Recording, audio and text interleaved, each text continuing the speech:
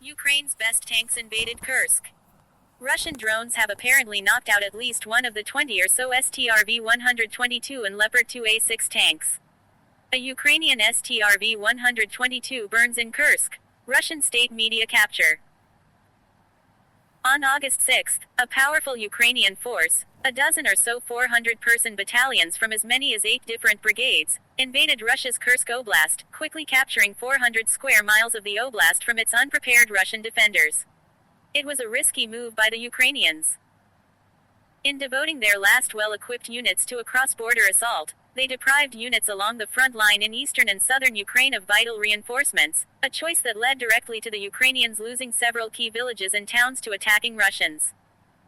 Most notable among these losses, the eastern town of Vuhledar, where the battered Ukrainian 72nd Mechanized Brigade had held out against its Russian assailants for 2 years. The outgunned brigade finally retreated amid heavy bombardment this week. The Ukrainian General Staff in Kyiv shrugged off its losses and not only sustained the invasion of Kursk, it doubled down, launching a second thrust into Russia 20 miles west of the main Kursk salient on Sept. 12.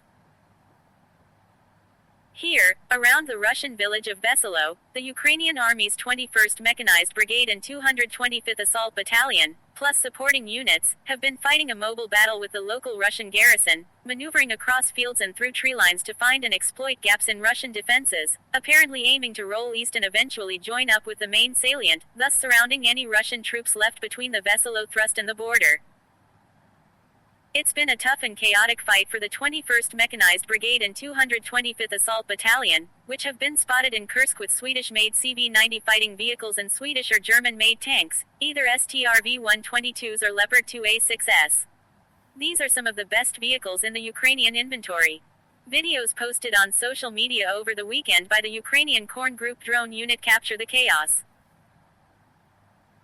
In one video, a Strv-122 or Leopard 2A6, the two types are broadly similar, differing mostly in the lengths of their main guns, is towing away a damaged T-72 tank, perhaps a victim of Russian drone strikes in the fields southwest of Veselo, when something explodes on or under the Strv-122 or Leopard 2A6. Possibly a mine, possibly a drone.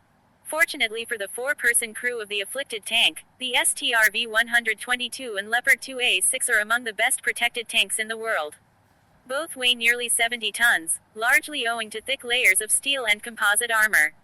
Whatever struck the Ukrainian tank in the Korn Group video, it merely inconvenienced it.